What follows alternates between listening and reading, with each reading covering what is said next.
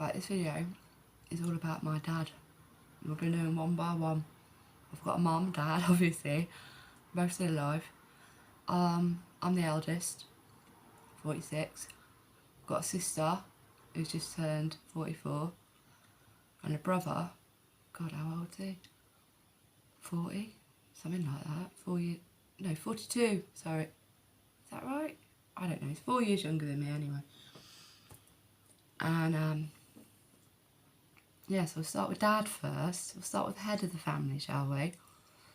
Because I'm disowned by my family for having Jasmine. I was 37, had a one-night stand, had too much to drink. Happens. Too much to smoke. It happens. And yeah, she was the result. Beautiful, isn't she? You've seen her. Beautiful. Anyway. Yeah, I got disowned, so she must have been 3 days old when he last saw her. She's 7 now. I think it was not this year, August last year. I still got his number. I used to send him like the occasional text and that, and sometimes he texts back. Not that he's very good on the phone. He's 70. He was born 1950, so what is he? He'll be 72 this December. Something like that. He's very good for his age. He's very fit. Don't look it. But I haven't seen him in a long time. Well, 7 years. I haven't seen him in 7 years. Anyway, I phone up and say, this is how my life is, Dad, blah, blah, blah. And he's remarried. Mum and Dad split up when in 2001. They've been married for 25 years.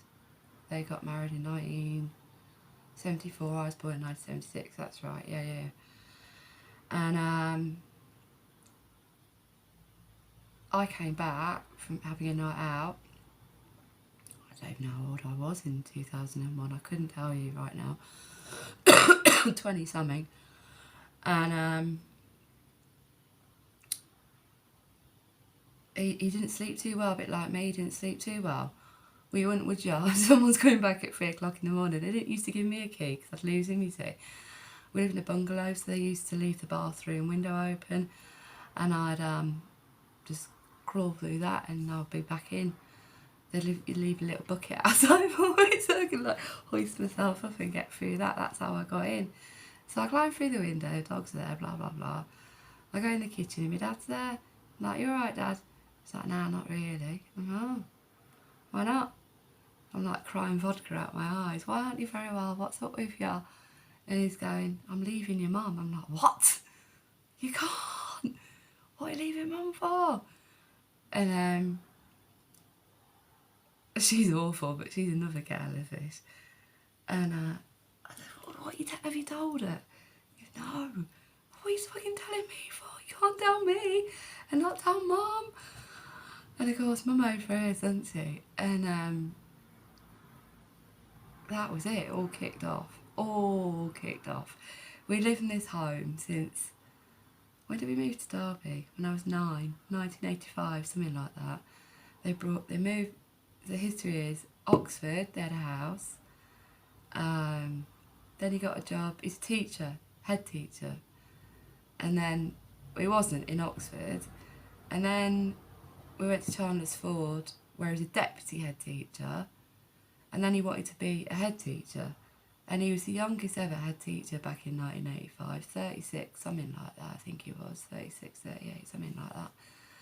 Anyway, we moved to Derby because house prices were cheaper and they wanted to do good down south in the 80s on a teacher's wage because mum wasn't working and she had 3 kids and blah blah. So we moved to this bungalow up in Derby, and I didn't want to move. We don't do you any little. We got all your mates at school and that. The reason, well, we went to go and look around this school, right, for a day. I was like, okay. I didn't have a clue because I've retained my accent. Oh, it's a mixture, it's a mishmash, but my accent isn't Derby really. And if anything, it's more Birmingham because I lived there 20 years or so. And I didn't understand what they were saying, or they could have been speaking French. I didn't know what they were saying, mate. They were like broad as anything, and I was just like, for example, you went to go and get your lunch, and this woman goes to me, "Do you want a carb?" I went, "Sorry, do you want a carb?" I was like, "What is a carb?" And she goes, "One of these." I was like, "Oh, a roll. Oh, yes, please, I'll have a roll." So there was like, not a language barrier, accent barrier, but it could have been a language barrier. It's how it felt. So we all had to move up there. I settled into school. I was in top set for everything. Second year of juniors I was in. It's very different junior school then to how it is now. There were no SATs, there was no targets, there was no nothing. You messed around really. You learnt through play, which is what you're meant to do at that age. But remember, you just had to like set your own pace of workbooks through. I'm not a mathematician. I can do English and blah blah blah blah. When it comes to maths, I'm shit. And peak maths books they were. So I think they had like little pandas on the front. Anyway, I remained up until year 4, the 4th year, on number 1 because no one bothered. No one bothered. I couldn't be arsed in maths. I was too busy doing art or listening to stories or doing writing, and no one bothered. No one bothered about checking your work. They just let you get on with it, didn't they? And so we went to secondary school, and that was fine. But anyway, back to my dad. And yeah, he was a head teacher in Derby in an area called Chadderton. It's very, as Dad would say, deprived area. I don't like that word. As if he's better than him. But he didn't think that. He did an awful lot. It's a community school, first community school. And we used to go there with Dad, like, on a Sunday or weekend and take our roller skates. And it was quite good, really. He'd, like, put the radio on and we could like skate round, and you know those like ropes what you had and that, and he used to let us have a free-for-all in a school gym. It was great fun. But that school got burnt down. It's pretty severe, isn't it, that? It got burnt down. So they built this new school and called it a community school. That was a big thing in the 80s. And he's quite a passionate guy, and he has his firm beliefs. Fucking hates Margaret Thatcher. Conservative Party, and anything like that. He hates it. He's very, very political. Dad became a councillor for the Labour Party for the local area where we lived, and he got voted in, and then he became the leader of the local council. And he did that for years, but he did that alongside being a head teacher. So you didn't see Dad very often, really. He'd leave at 7, maybe a bit earlier, for school, and then he'd go straight from school to the council, and he'd get back about, I don't know, 10 o'clock, something like that. Lots of people don't see their dads very often, but we had a lovely mum there. So we kind of like brought ourselves up in a way, because I'll come to her next, but she wasn't that bothered. So, we go to school, we had the dogs, come home, do my own work, watch Neighbours, have my dinner, do my own work, as I say. I was quite hard working. I did all my schoolwork and that. I had friends and I belonged to clubs and stuff and that, but I was never one of these what smoked around the park at 14. I didn't start smoking till I was 17. I did go out drinking and that, because I had a boyfriend when I was 16, he was older than me. So we're going to town drinking with my mates, and that was at school. That was in the last year of school, final year of school. And then when I was at college, I was up to all sorts. But yeah, my dad, what else can I tell you about him? He 6'2", very tall, rugby player. He broke his collarbone. He used to train and play with Gloucester, but he broke his collarbone and he couldn't be professional, which is a shame because he really wanted to do that. The reason he met Mum, this is quite interesting. The reason he met Mum, because he was at college in Oxford trained to be a teacher yet. And you could drink drive back then, couldn't you, in the 70s? I was walking down the road at college and this drunk driver hit him. Apparently flipped over the bonnet, got caught on the back, dragged along the road and got smashed up. Nearly died, got taken to hospital. It turns out Mum, who's 2 years younger than him, was the nurse in the John Radcliffe Hospital in Oxford where he got taken, and she nursed him back to health. And that's how they met, and they got engaged. He'd been engaged before that, but they never got married, I don't know why. And yeah, they got married in 1974 in Wantage. But he got a lot of compo for that, a lot. Well, you would, wouldn't you? Because he nearly died, blah, blah, blah, blah, blah. And that's how they bought the house in Oxford. With that money. Oh, it's cold, isn't it? Sorry, I'm shaking. And yeah, so that's that bit of history. What else can I tell you about him? Yeah, he's disowned. And in 2001, when he split up with Mum, he says, "There's no one else involved." And Mum goes, "Well, you're not living here." And he was like, thought everything could carry, because they lived separate lives anyway. They had for years. They weren't together. They just lived in the same house. And she goes, "Well, you can fuck off." So he did. He went to live with my sister for a bit, and she chucked him out because she found out that he was having an affair, you see. And I don't know if he was having an affair, if you like separated, but anyway, my sister's not that nice neither. Nothing like me at all. Very different kettle of fish.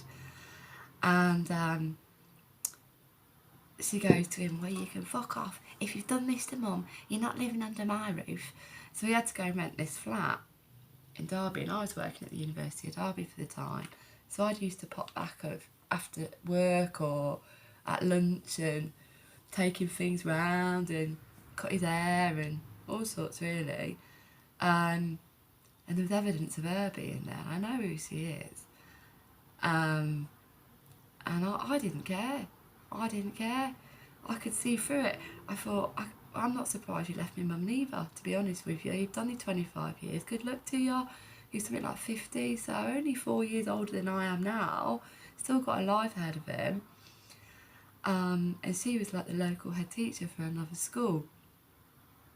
And she had a husband and children and all that kind of thing. And she split up with him, and then she fucked him off and moved Dad in to their house. Very, very nice house. Very nice area of Derby. Kids were younger than me. She's a bit younger than him, not that much. But she's a right old whore. Well, not whore, but right old cow. She's the kind of person who, even though she worked in a deprived area, didn't like poor people, right? She says to me over dinner one time, "Can you imagine, Rachel, bending down because it's your last £1?" I'm like, fuck off. Yes, I can. I've been there, mate. And all this kind of stuff. And she used to de-knit herself every week and dye her hair every week. And oof, awful. No wonder she had a tie. I'm surprised people didn't burn her ass down, to be fair. I don't think they had cameras. Maybe they have now, because they've moved from there.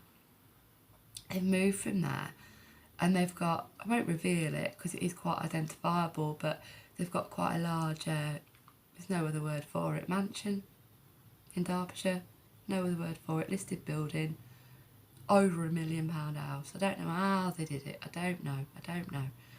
They must have got lots, well, they've both been teachers for years and years and years. They must have got fucking good pensions, that's all I'm saying.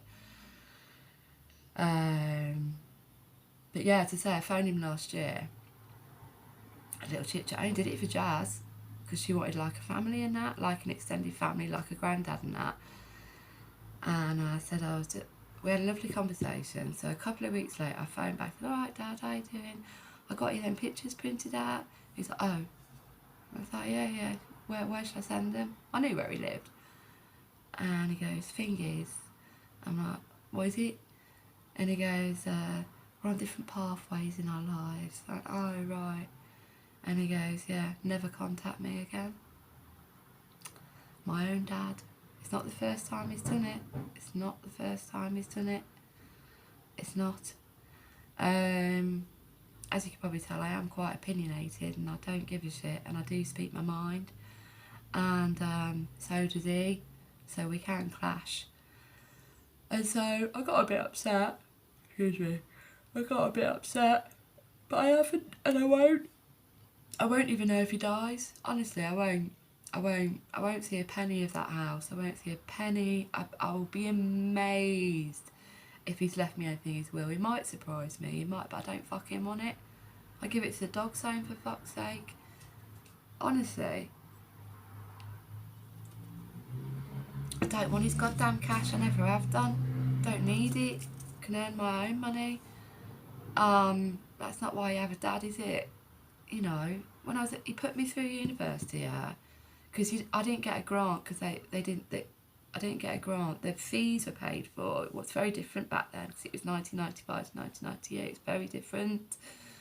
I had a couple of student loans, but I pissed them up the wall. That was only to go out drinking.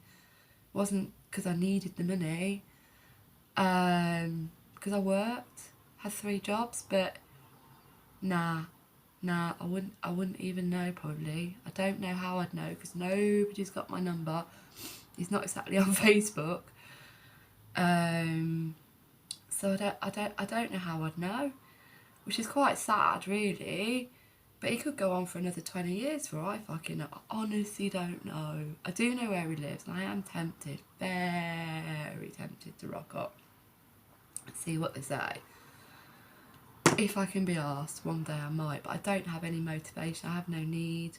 To go there. I certainly don't want to see her Alsatian hair, I call her.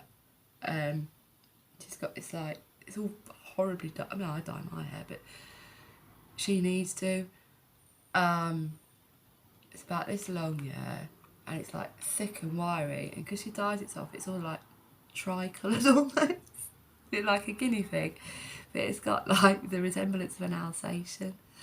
So I said this to Mum and my sister once, and they all go, "That's hilarious, Rachel, we're going to call her that." So as far as I know, everyone now calls her Alsatian hair, but in the family anyway. But I don't care. I don't care because she's an awful person. She'll tell you she's not. She'll tell you, "I'm so great, I do this, I do that. Oh, everyone's so great, aren't they? Oh, look at me, I'm so hardworking." No, you're not. No, you're not. You're a judgmental, awful bitch. I don't even know why my dad loves you, to be honest with you, because I wouldn't love that. I wouldn't love your attitude, love, toward people in this world. How awful. But anyway, I hope you get your tyres slashed again soon.